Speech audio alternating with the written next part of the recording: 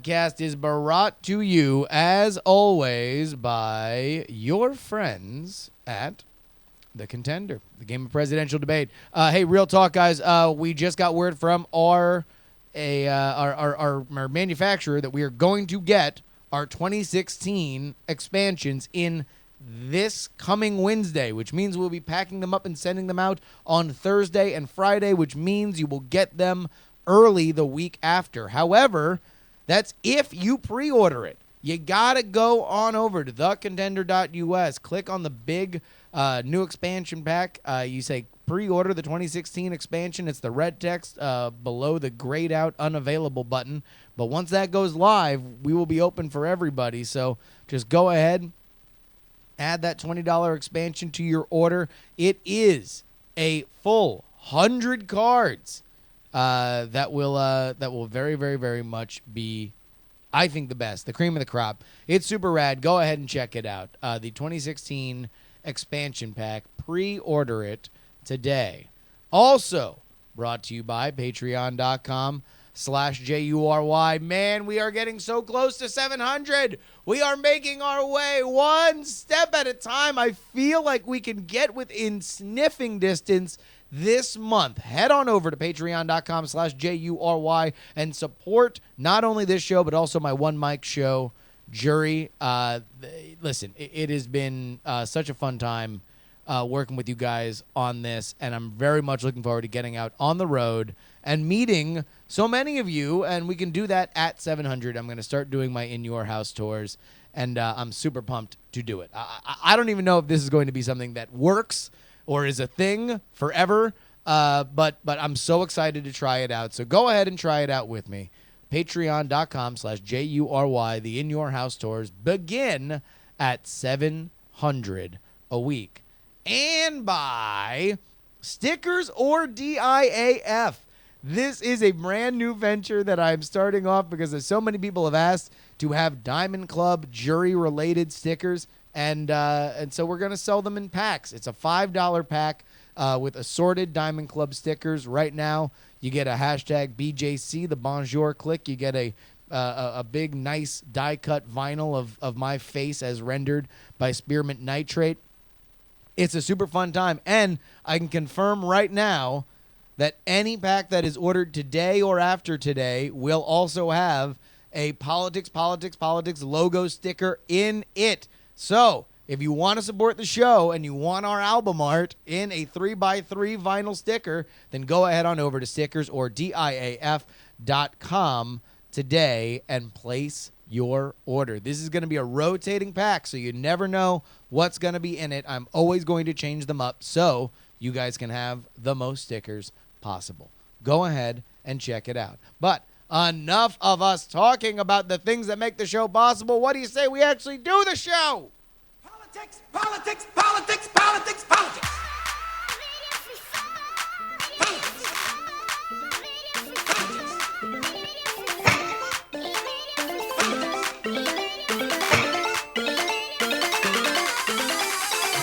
Yes.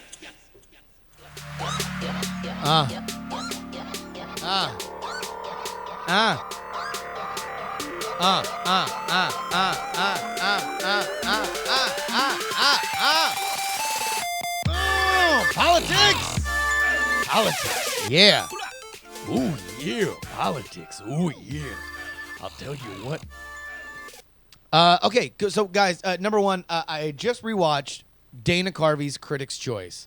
Unsolicited feedback for all the youngins in the audience. If you have never seen Dana Carvey's stand-up special, Critics' Choice, you need to see it right now. It was very influential for me as a youngster. It used to replay on Comedy Central constantly. I loved every second of it. I had not seen it in years until last night. I rewatched it, but I also made so many troubling realizations about who I am as a person. Some of my vocal tics, some of my mannerisms have been totally ripped off from Dana Carvey.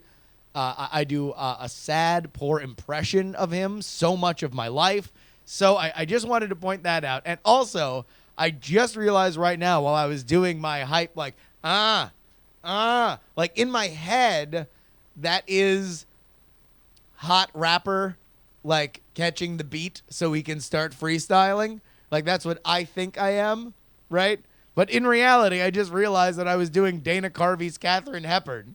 Hi, hi, hi, hi, hi, hi, hi, hi, hi, hi.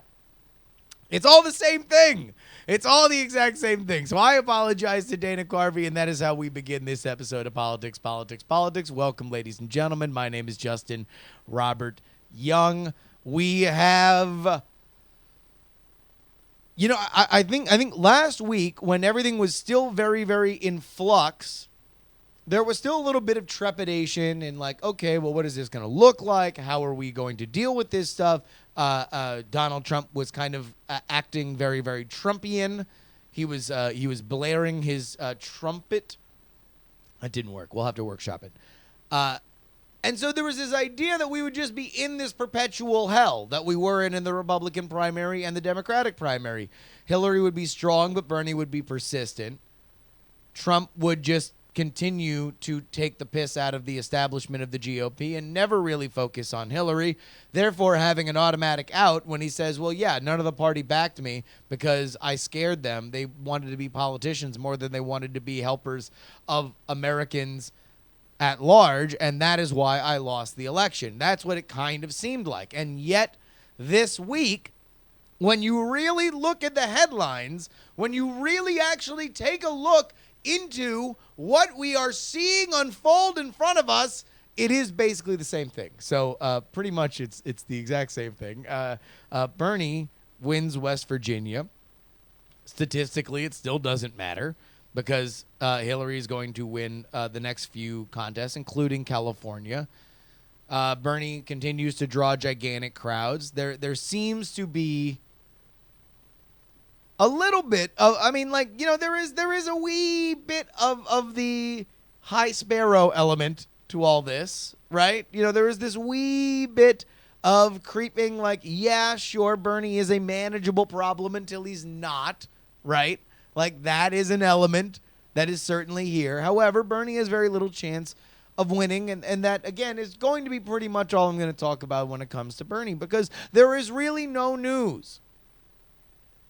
Bernie's, if I have not chased off all the Bernie fans, I know I can't have chased off all the Bernie fans because forever, it used to be all the email that I would get were from Bernie fans. So I need Bernie fans to email me in and let me know what I am missing. What am I missing? We will do this on the show next week. What am I missing? Let me know. I would like to know what I'm missing when it comes to this. Because as far as I can tell, looking through all my news, I don't know, I just don't know what else we're going to do. So we're just going to leave that here. In terms of hard news, Donald Trump had his meeting with Paul Ryan. When we left off last week, Paul Ryan had taken pop shots at the Don. It said, hey, listen, I'd like to support him, but I just can't right now. On a scale from 1 to even, Paul Ryan just can't right now. So, the Donald very predictably released a I'm not named Penis Breath, you're named Penis Breath press release that basically said, well, I don't support you. I don't support you and your square jaw and your dreamy eyes. You're the one who's unsupported, Mr. Unsupportive Paul. And then you had Trump surrogates come out over the weekend, including the irascible rapscallion Sarah Palin, who said, you want to know what? Here's how much F Paul Ryan. I'm going to support the person running against him. But then, a funny thing happened on the way to the clickbait headline. Donald Trump said, you want to know what? I'm a man of humility. I am a unifier. I am a bridge builder. I will go ahead and reach out an olive branch to Paul Ryan. In fact, more than that, you want to know what? I got this interview coming out with Megyn Kelly that shows that I can talk to people that I have previously lit on fire with napalm on Twitter. So not only am I going to reach out to Paul Ryan and we're going to have ourselves a little sit down, but I'm also going to call Lindsey Graham.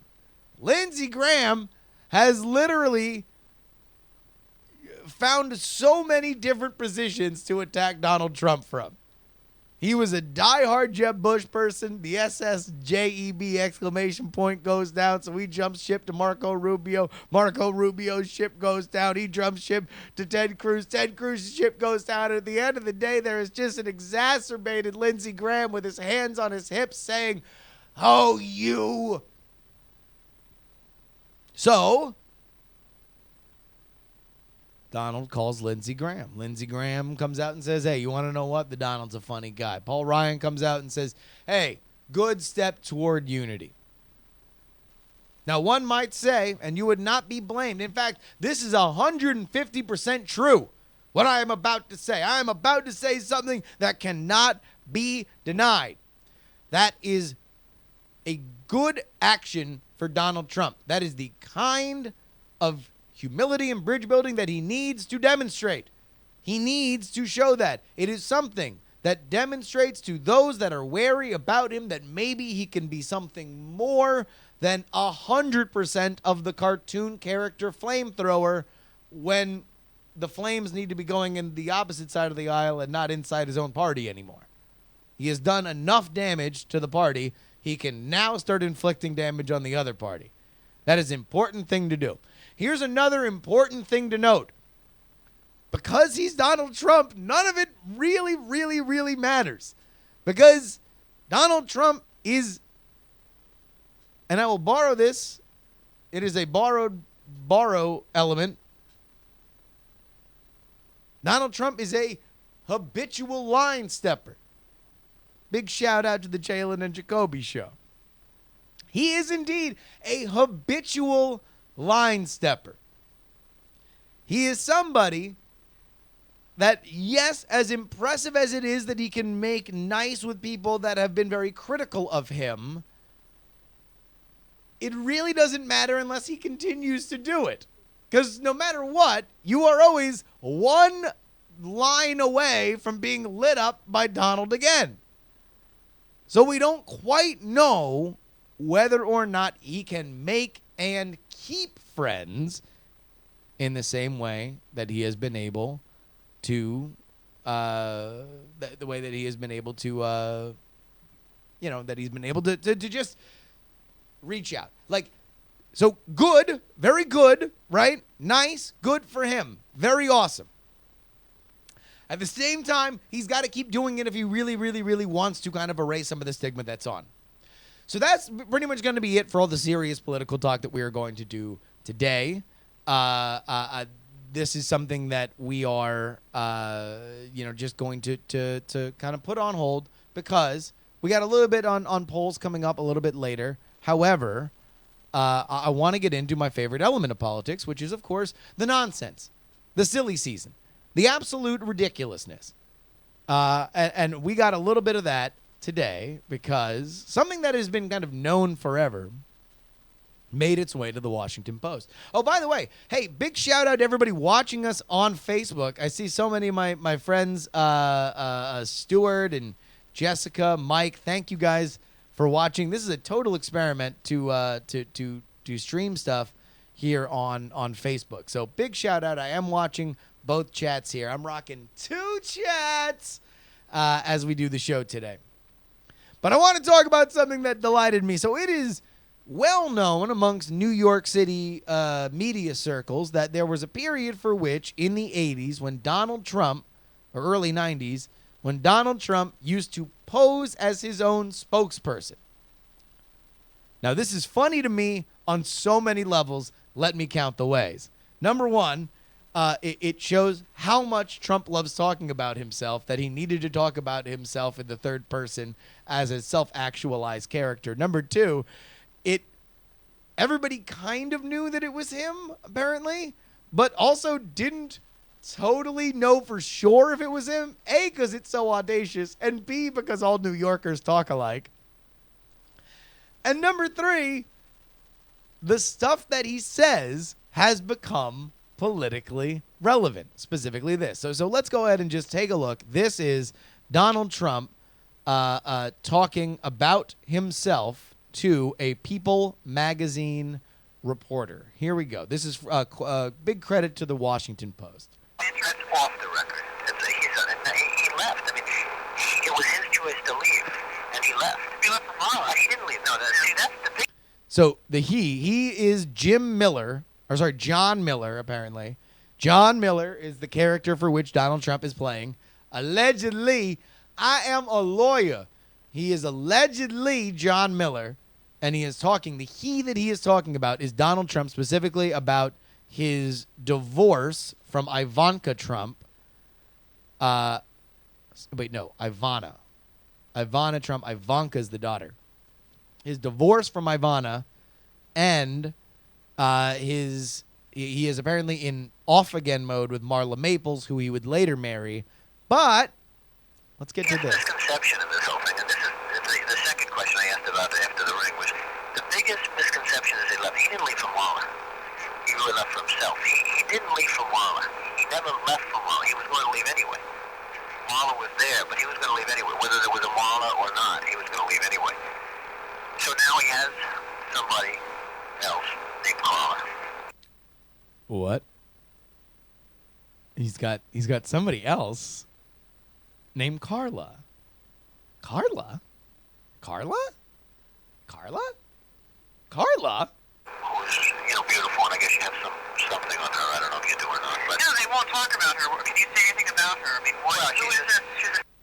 Now, you might not know, but this is Carla Bruni. Bruny. You might be saying to yourself, that sounds familiar. Well, it should, because in a statement that we indeed have an upper class, an aristocratic class that does not move, that wealth entrenches these people on an arts and fortune circuit for which constantly run the same people into the same people, and that they mix and mingle with each other, marrying, divorcing, having kids that then populate the next generation of this upper crust. It is with that in mind that I explain to you, dear listeners, to the Politics program headline news that you should file in when you are making your decision at the ballot box this November, and that is this. Donald Trump, according to his spokesperson, John Miller, in 1991, has apparently revealed evidence for which we can now corroborate this statement. Donald Trump is Eskimo brothers with former French President Nicolas Sarkozy. Bum, bum, bum, bum. Boom. Fox News alert. Eskimo brothers with Trump and Sarkozy. We talk about it more on the Kelly File. This has been my favorite thing of the election so far. Number one, can we just talk about this real quick? Carla. Now, that's a resume, girl. And I am not looking at this in any kind of negative way. She has publicly dated Donald Trump, Nicolas Sarkozy got married to, and dated Mick Jagger. In fact, Trump goes on to brag about the fact that he was Mr. Steal Yo Girl to Mick Jagger. Mick Jagger got trumped, according to John Miller, who would never tell a lie. In fact, I can now report exclusively that John Miller indeed is a source close to the situation of Donald Trump. Let's just get a little bit more. Just a little bit more of this. I mean, I'll give you this is getting to this is a little different from what I normally discuss. This is, I think, an interesting point. Carla is a very beautiful girl from Italy, whose father is one of the wealthiest men in Europe. Who is her? What's the name of her father? Well, her father's name is Carla Bruni Tradesh. How do you spell that? I don't know. Okay. Tradesh. She doesn't use the last name because it's too complicated, for the thing for what answer. But anyway, but her father's one of the wealthiest men in Europe. Carla is extraordinarily beautiful and didn't want to be a model, except that every time she'd go to a show as a sitter, to look, the people, Ralph Lauren and various people would say, Carl, you have to be in the show, etc., etc. So she does all of the top shows. And she's always very busy and very successful, etc., etc. She was having a big thing with Mick Jagger. Did you hear about this? Well, I just been reading about it. And what happened is she was going with Eric Clapton. Mick Jagger was married at that point? Eric Jagger, as of 3 months ago, she was having a big thing. Oh, okay. When she, just a little one scandal, I mean, and she was having a very big thing with Mick Jagger, and then what happened, she was going with Eric Clapton, and Eric Clapton introduced her to Mick Jagger. By the way, man, John Miller is a tremendous spokesman for Donald Trump. Like, Donald Trump is really getting put over hard when it comes to his ability to bed Carla Bruni. Like, he is like, oh yeah, no, this chick had Eric Clapton, Mick Jagger, and then And then Mick Jagger started calling her, and she ended up going with Mick Jagger. And then she dropped Mick Jagger for Donald, and that's where it is right now.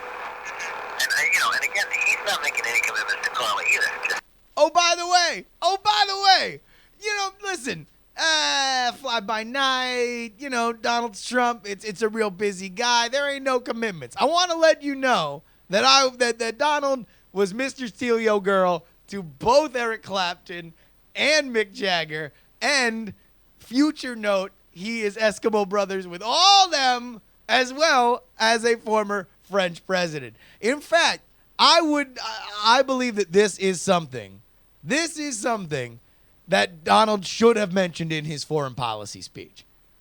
I feel like this is something that the American people need to know. It's great. I'm Eskimo brothers with the best. I have the best Eskimo brothers.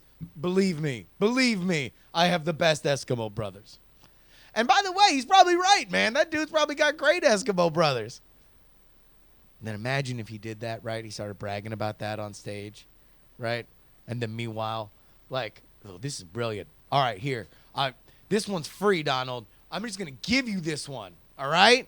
All right? This one's free. Donald Trump gets up to the podium, right? And he's just like, a lot of people have been out there listening to the tape. A lot of people have been saying, Donald, you have a large sexual history. You've got a great resume. It's just, it's the best. It's the best resume. Let me just go ahead. I've prepared a few slides for my Eskimo brothers. And then he has a big chart, right? And maybe it's like in Keynote. And he's like Eric Clapton, Mick Jagger, Nicolas Sarkozy, right? And then meanwhile, somewhere in a house in upstate New York, watching on a flat screen television is Bill Clinton. And man, he's just starting, his face is getting red. He's like starting to emit smoke out of his ears. He's furiously writing down on a legal pad like how much better his Eskimo brothers database is. And he's like, oh yeah, got him. Name one that I don't have, Donald. Name one that I don't have. I got better Eskimo brothers than you. And then meanwhile, Bill Clinton's calling up off the record, hey now, I got a great list too. I just want to let you know, everybody, my Eskimo brothers list is untouchable. And now we have, this is the ratchet election that we have wanted forever. Who has the best Eskimo brothers list? Super Eskimo brothers. And both of them are leaping and banging a big brick block. By the way, they have to be Eskimo brothers with each other, right? Donald Trump and Bill Clinton? This has to be true. We need to find out whether or not Bill Clinton and Donald Trump are Eskimo brothers. This is something that very much needs to be discovered. And if we don't get to the bottom of this, in fact, that's what, listen, there's a lot to come with me covering this election. I feel like I'm getting closer and closer. I'm starting to have people like call me to like tell me things. This is true. I feel like now if you are listening to this podcast and you have any kind of information, your secret is safe with me. I'm not divulging anything. I need to know whether or not Donald Trump and Bill Clinton are Eskimo brothers. This is a very important thing. Because you want to know what? We are getting closer and closer to the election, which means that we are getting polls. Now, we're going to get to whatever's going to happen with this poll dance a little bit later, but let's get into the meta a little bit. A lot of hand-wringing, Sturm and Drang, gnashing of teeth. The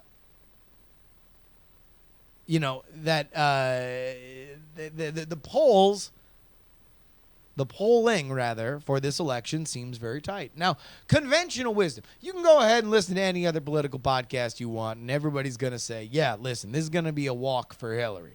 This is going to be a walk for Hillary.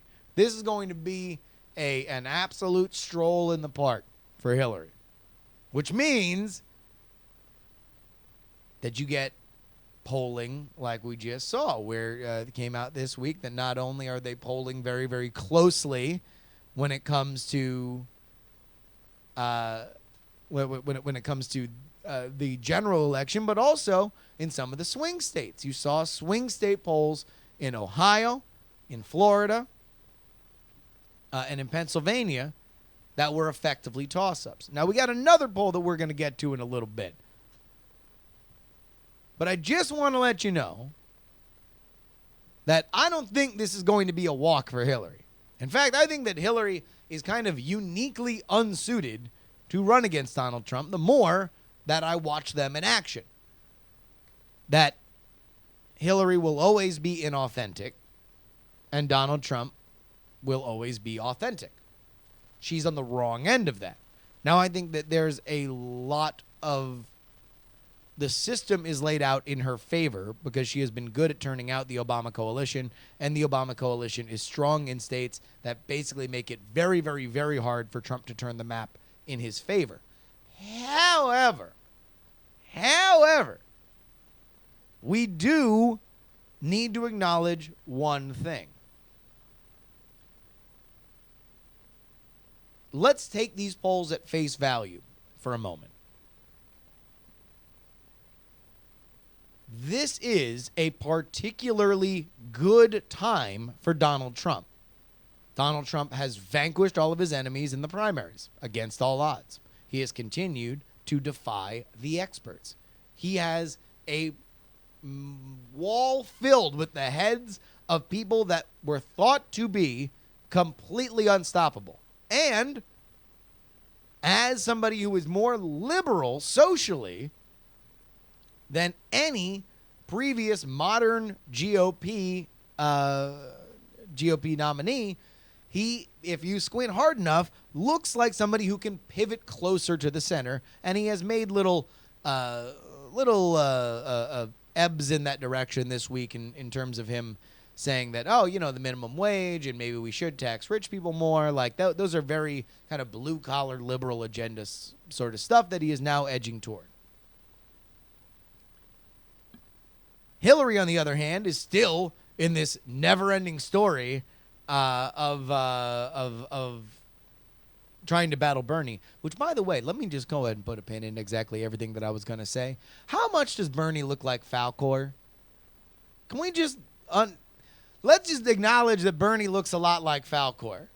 Can we please have somebody in Bernie Sanders' dank meme stash, can somebody please Photoshop Bernie's face on Falkor? Because I really need to see that. I really, really, really need to see whether or not they look, because in my head, I feel like they look a lot alike. And this is indeed the never-ending story. Hillary Clinton, on a surface level, seems to be stuck in the mud right now after losing against a candidate that is like firing half of his campaign staff. She looks like a wounded person. So any poll taken right now in this snapshot would have a depressed view of Hillary and would have an impressed view of Donald Trump. Which means if he is only running even now, that would seem to be not fool's gold, but not necessarily the best news. You would want him up, right? So when we look to a regression, they will have, be closer together. Because right now, this is a good time for Trump. It's a bad time for Hillary. So just keep an eye on that when it comes to polling. I got one more note before we move on here, and that is I mentioned before that we had people emailing us, and I had a great talk with somebody who will remain nameless, but worked in the Indiana office of the Ted Cruz campaign. And initially, I get this great email, and it's like, hey, if you want an idea of some like facts on the ground stuff, then give me a call. So give him a call. We have a great talk. And I don't know what to expect initially. I don't know if he's like, yo, dog, I got files. I want to give you these files that show that Ted Cruz is spent $100,000 on gummy bears. Like, I don't know. I don't know what to expect. What I wound up getting was effectively free therapy that I was providing to somebody that had poured a lot of himself personally into a campaign and ultimately came up short. And it really got me thinking about how much I need to flesh out this show. Because this is always going to be a show that's going to be more interested in whether or not Donald Trump and Bill Clinton are Eskimo brothers and whether or not Bernie Sanders looks like Falkor than I am going to be about the actual ins and outs. And I'm certainly going to be more interested in the silly stuff and the ins and outs than I am going to be in electing the right person, right? I have no interest in electing the right person. I have all the interest in watching what's happening and enjoying some of the flotsam and jetsam that spits out of this machine. And that will never change. However, here's what I do want to point out is that what I need to do is flesh out the fact that I understand that people who are listening to this are probably more invested in the process than I am. And by that, I mean invested into personal candidates. So what I want everybody to understand is that when we are in here, this is the trust tree. You know, the trust tree with the nest? We can lay down all of our burdens. You can take off your Ted Cruz shirt. You can take off your Trump shirt. You can take off your Hillary shirt. You can take off your Bernie shirt. You can lay them down. And you can come in here to the Politics podcast, and we can all have a good time. There's that old adage of, I think it was World War II, where during Christmas, the both sides laid down their weapons and played a game of soccer, and then the next day got back to killing each other. Like, that's what I want this to be. A weekly respite where we can actually just have fun with a lot of this stuff, and then everybody can get back to torching each other in Facebook comments. But an element of that also goes to the fact that I am never looking to character assassinate anybody. Like, I am always looking to break balls, right? I'm always looking to have a good time, but I'm not looking to take anybody down a peg. I got an email this week that I'm not going to say troubled me, because troubled me seems a little pearl clutchy, but I do want to say something that I felt was a different element of this show that I want to be made clear that this is a silly show that celebrates differences and does not punish them.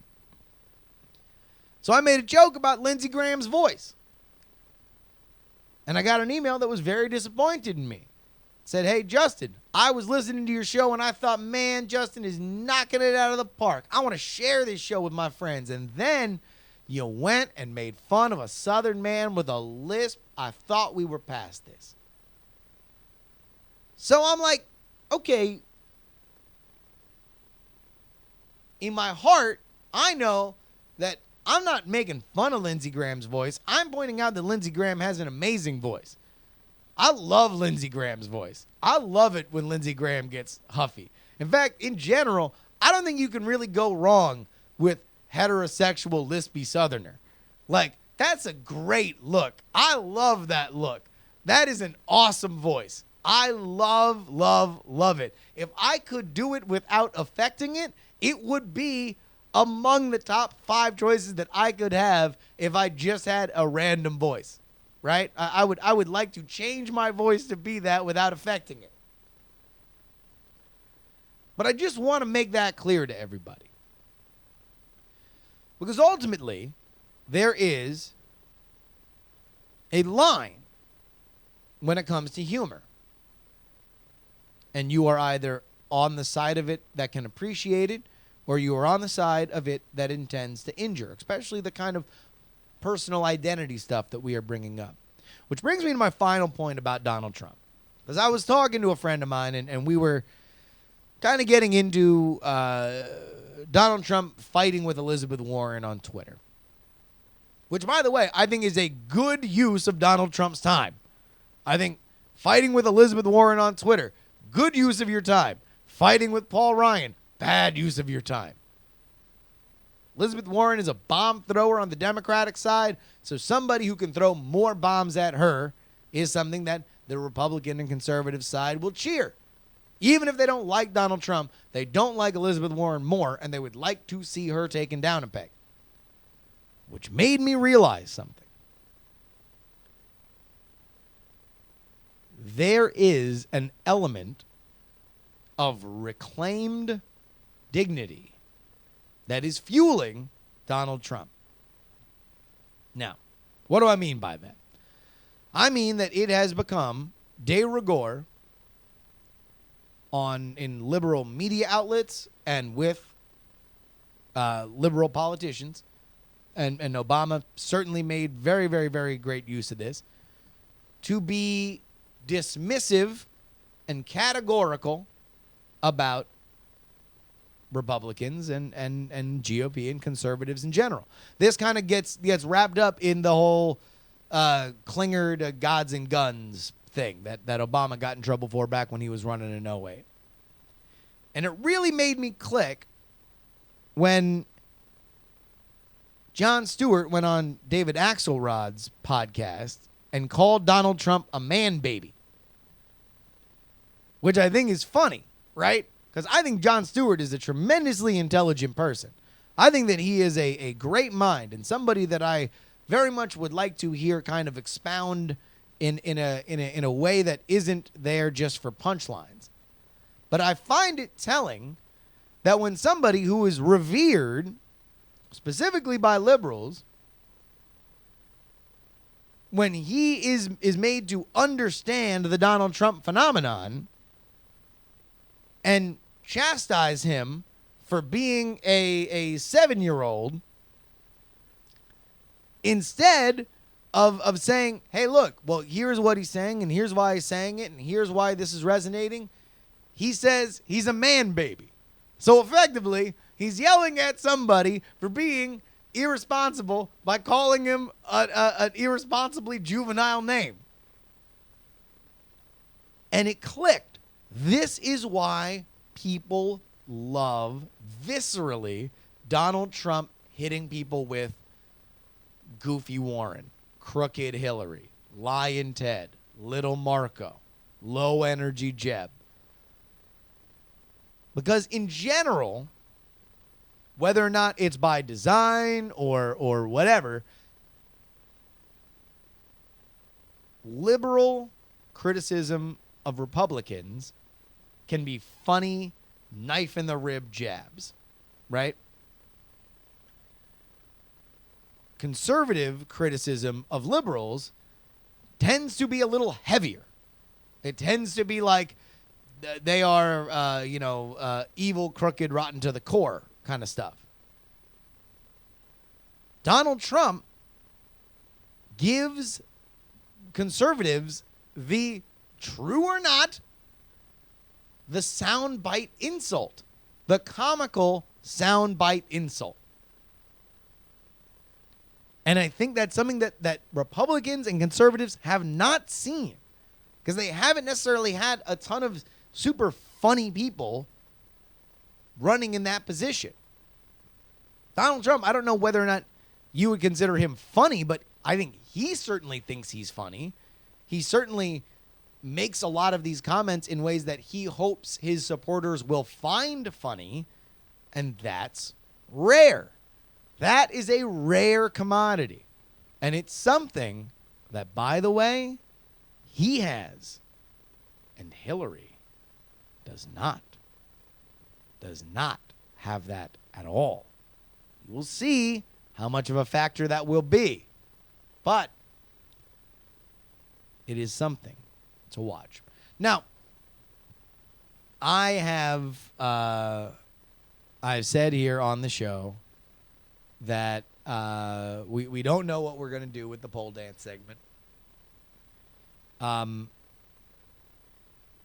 But here's what I do know. We're done with this penny ante BS, okay? We are done with this primary system. We're done looking at primary polls. It is time for the big enchilada. No more of that seedy, side-of-the-road, strip mall, strip club, okay? No.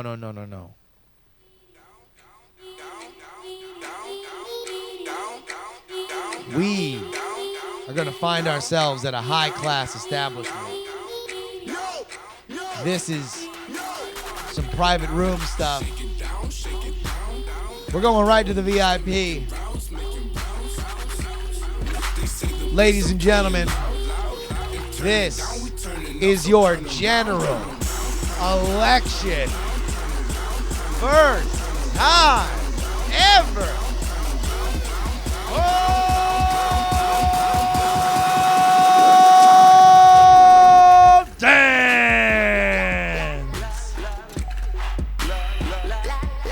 We are going to take a look at the WSB-TV Landmarks poll taken on May 5th, sampling 570 likely general election voters with a 4.1% margin of error in the state of Georgia. Yeah, we're going to go ahead and get bottle service. Yeah. Bottle of goose. We want cranberry and orange juice as the mixers. Okay, good. Let's get two of them in there. Champagne room. In fact, a bottle of champagne.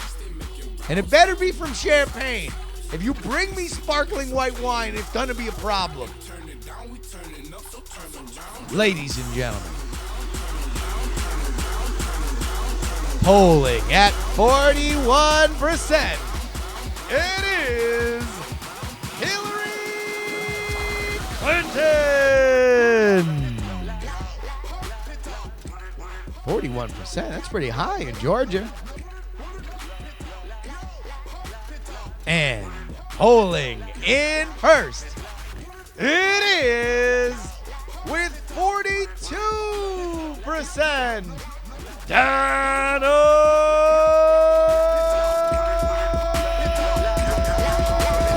Trump. That's a 1-point lead for Donald Trump in the state of Georgia. Now, you're going to see a lot of stuff saying, hey, look at this. Heads up for Hillary and Trump in Ohio. Heads up in Florida. But this is Georgia. You want to know when the last time Georgia voted for a Democrat? It was Jimmy Carter. Because he was from there. Georgia has not gone blue in 40 years. If stuff like this continues to go, if stuff like this continues to show polling, then this is going to be a steep climb for Donald Trump. A steep climb for Donald Trump. But we will see. By the way, that's going to be the new pole dance music. I know a lot of y'all might have liked the other pole dance music. We're going to see. Dr. Payne says it's an early poll. Not worried about Georgia. Well, listen, you shouldn't. If you are a Trump supporter, you should not be worried about Georgia. And this is an early poll. But there should be no polls that show Hillary Clinton close in Georgia. No Democrat should be close in Georgia. At all, ever. Never should that ever happen. Let's go ahead and get to your emails. You can email me, justinrobertyoung@gmail.com. Make sure you go ahead and put politics in the subject line. Richard said, you asked your adoring listeners if you had any ideas on what to do in place of the pole dance segment. I don't know if you've already done this in the past, but I was wondering if the contender can be played in radio format with one or two friends. So, Richard, we are going to keep doing the pole dance segment. I'm very excited you brought that up, though, because on the Contenders Facebook group and all throughout all of our social media, we are going to be doing a series called Great Debates. It will use actual contender cards to feature, rather recreate debates that we will have never seen and will never see in history. Specifically, Bernie Sanders versus Richard Nixon. We're going to have Obama versus JFK, Bill versus Hillary, McCain versus Palin, and much more. So you will see those debates happen. Also, all the candidates will be sock puppets. And that's going to be all on our Contender social media. So follow @ContenderGame on Twitter and follow our Facebook, facebook.com/TheContenderGame. So you will hear what it looks like to have people actually debate in sock puppet form. I do all the male voices on that, so it's going to be great. I saw some of the stuff as it was being edited. It looks so funny. I'm so excited to share it with you guys. Crystal writes in, after your most recent episode, I was heartened to hear your opinion about what the Trump phenomenon has really done for the future of politics, and I think you're right. What he has shown is that quote-unquote perfection, or the image of it, is not necessary and may be detrimental at this point in the pursuit of voter support in this sharing-filled landscape. The antiseptic nature of today's politician is something that Trump voters are rebelling against, and I think it's a valid rebellion. The very idea that some of us are above certain types of behavior or emotions is patently false, and the unreality of that assertion that it could even be true is giving credence to the idea that political elites are untrustworthy. Trump voters seem to be reacting, in some things that I've read, to his innate shamelessness, and I think that it's a good thing in a sense. These discussions seem to have been limited greatly by the desire to avoid shame or ridicule.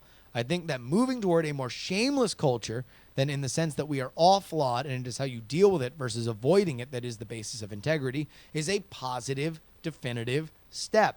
I think we do need to move toward a culture of shamelessness, but not in a way that discards the very concept of shame and related moral absolutism, but in one that accepts our flawed natures and asks us to grow in our understanding, viewing the battle as anarchy or nihilism versus suppression of these realities is an oversimplification of the issue. We need to move beyond the idea that we can become infallible while not rejecting the idea that fallibility is a myth and nothing is quote-unquote wrong anymore.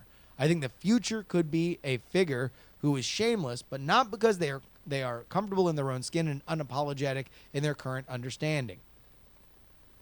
These, I hope, will be the people who will rule the world as we move forward. Relatedly, I think that the disdain and or condescension is going to be one of the worst possible attitudes that the left can take against this underlying feeling.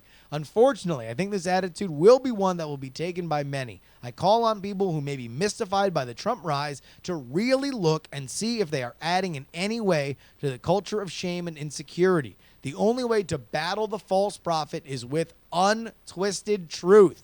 Thanks for the show. It's not often you get heavy truths explored with a smirk and a smile. May we all take ourselves a little less seriously while also recognizing the real consequences of our actions. Ladies and gentlemen, can we please? Come on now. Big round of applause for Crystal for making my point better than I did. Absolutely 110%. Donald Trump is an important candidate because of this. Because of this. And I'm so excited that Crystal was able to put that as eloquently as she did. Jason writes, I am writing in response to your latest podcast where you mentioned that you underestimated Donald Trump, and I want to challenge that assertion a little bit. I think there's a general bias when two people are, quote-unquote, heads up in the finals to make them seem a little bit more equal because they got there. Do you think there's a chance that maybe we completely underestimated the GOP, conservative super PACs, etc., and their ability to close the lid on Trump? I figured, like you, there's no way that they're going to let what happened to Romney in the primaries happen to the 2016 candidate as well. It seems like the GOP had a deadline that they let pass when they needed to pick somebody and throw their full weight behind that person. Should have been Bush or Rubio in the fall or winter of 2015, but at that time, no one was thinking Trump actually had a chance to win this, and that it was too early to take seriously. My feelings fall in line with that of the Arizona Cardinals, then head coach, who said about the Bears in 2006, he is who we think he is. It'll be another 53 to 47 or more lopsided general election victory for Hillary over the Donald. Number one, 53 to 47 is not a landslide. That is a one-score game, as you say in the business. And I very much appreciate the shout out to if you want to crown them, then crown their asses. If you just go ahead and look that up on YouTube. So this is one of my most annoying things of the week. Most annoying things of the week. I hate the idea. Two things that I hate. I hate the idea that, well, the media is going to make this look closer than it really is, because I don't think that's the case. I think that traditionally is always the case when you have people that are within squinting distance of being close to each other in polling, that you tend to do it. I think that instead the story will be there's more press narrative in Trump failing than Trump succeeding.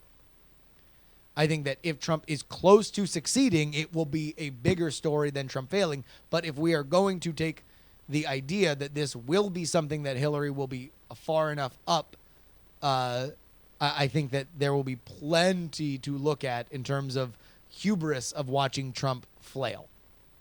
So I'm annoyed by that narrative, that media created narrative, because there's nothing that the media loves more than talking about the media.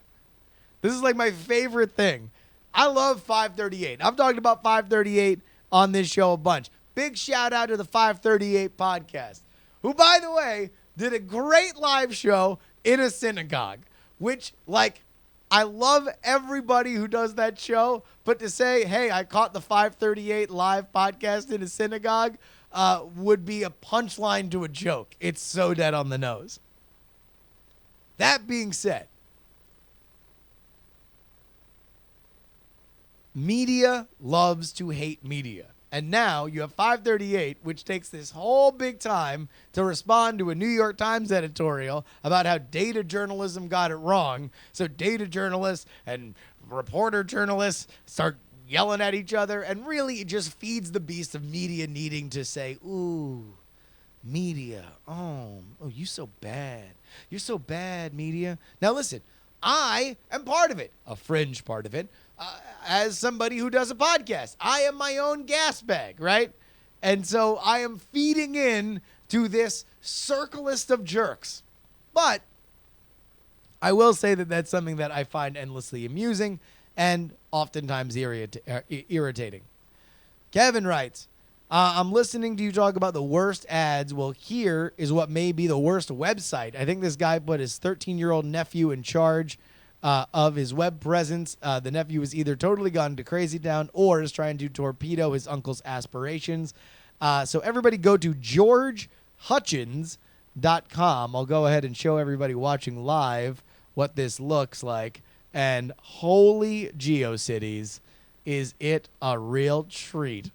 As somebody who is not good at designing websites, I've actually had to design a website for myself for stickers or DIAF, and I am very, very glad that I am not at the bottom of the barrel like George Hutchinson. It is a few clip art GIFs away from being, TVZ Gone says, Jury, where's the animated GIF of the construction guys working on the site? We need, what do we need at the bottom? We need a guest counter. That's something that we also need here at the bottom of the website. We need sign our guest book. That needs to be there. Yeah, this one is a real treat. Continue to send terribly designed politicians' websites on over to us. And thank you to Kevin. And finally, Scale writes, Australia is going to have a federal election on the 2nd of July. We found out about this toward the end of March. Ordinarily, this would result in a metric dicton of entertainment over the 3.5 months. But so far, it's been super boring. And I blame all the news whoring orange small-handed sandwich bag of sausage mince that is Donald Trump. Even in Australia, the political news is largely, oh, that Trump, what a rascal.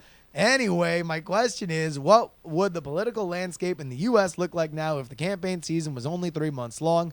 Would it have been a warp 9.95 shot to Trump versus Clinton? Or, since he was so reliant on media attention, would it have killed off most of Trump's appeal before he could get miles ahead? The way he polled as early as he polled like that, I think Trump probably would still have a shot. He would still have a shot at having it be the general. It would probably just make it a more condensed version of what we got, would be my thought process. But always excited. Of course, Australian politics is my own little hobby. I just like watching Australian politics. They're so friendly, those Aussies. Everybody can email justinrobertyoung@gmail.com. Make sure you go ahead and throw politics in the subject line so I know where to throw it. You can buy The Contender at thecontender.us 2016 expansion coming this week. So excited to get that out to everybody. This is the time where you need to tell your friends. If you can review it on Amazon, review it on Amazon. Now is our time to strike if you are a Contender fan. We need you now more than ever to get the word out on this expansion and this game in general. This is our summer, all summer 16. Also, if you want to represent this podcast and anything else that I do, head on over to Stickers or DIAF and make sure that you go ahead and pick up a sticker pack. All the sticker packs that are coming out this week will have the Politics logo as a sticker, so you can rep this podcast with that pack. And of course, follow me at Justin R. Young, literally everywhere that you have a social media. Been Snapchatting a lot more, so go ahead and check that out. But folks, Politics. I want to remind you that some shows talk about politics, others, well, they talk about politics, but this is really the only show that discusses politics. Thank you for watching. See you next week. Yes.